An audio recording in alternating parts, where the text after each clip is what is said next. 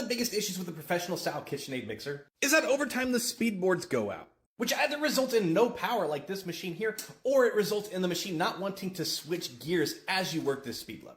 And unfortunately, a lot of these end up in the trash, but it's a simple fix. Let me show you.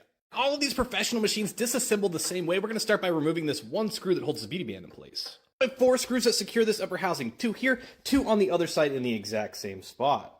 And once you have those 4 screws removed, you can literally pluck this upper housing right off the machine. This is the inside of the machine. This is the speed board in question. Super easy. Just a few wires and a few screws to remove to replace that. Now you can do this with your fingers, but I like to use needle nose pliers. We're just going to pluck these wires away from the machine. And with the power and motor wires out, we can just go ahead and unclip the Hall sensor here. Here's a look at the new board. The biggest difference is that this Hall sensor is glued into place versus having the clip.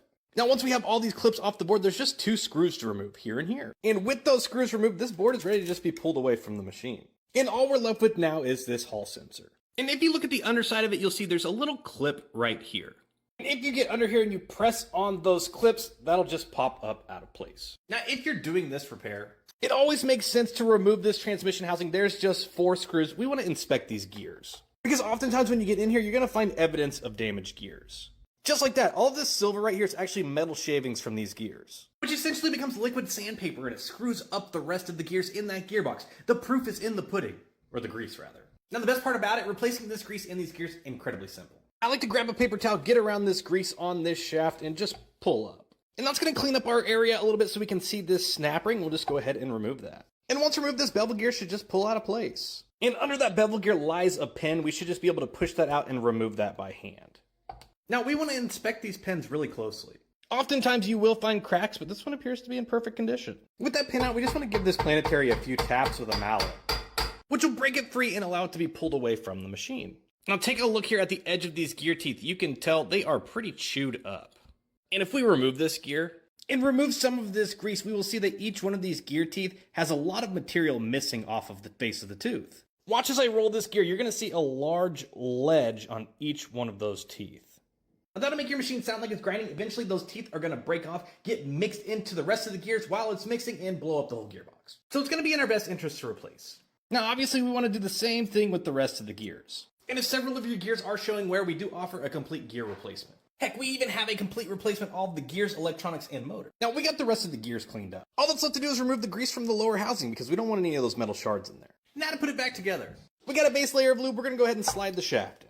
Then we're going to drop on our worm follower gear, and we're going to pin it up. Next, for the bevel gear. Once seated, we're going to secure that with our snap ring. A little more grease.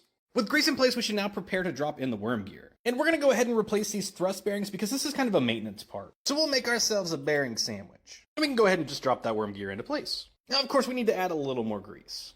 Now, you can definitely add too much grease on these models. So the worm gear is a floating gear. Nothing secures it into place. So if you get too much grease on here, specifically up near these thrust bearings, it'll distribute and it'll cause this gear to knock forwards and backwards, which will result in a knocking sound.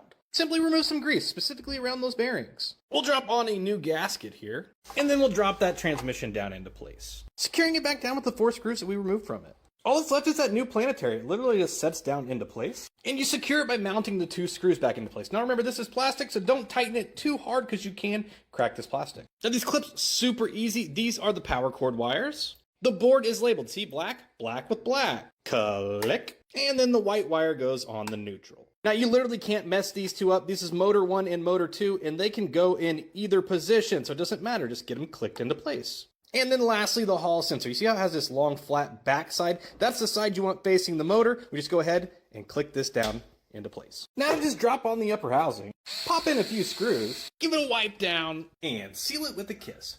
It's okay, baby. I know you're dented, but somebody will still love you. Just like that, we have a brand new machine.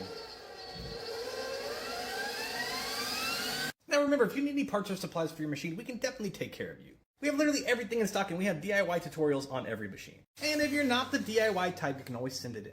All that's left to do now is get this beautiful piece of machinery listed.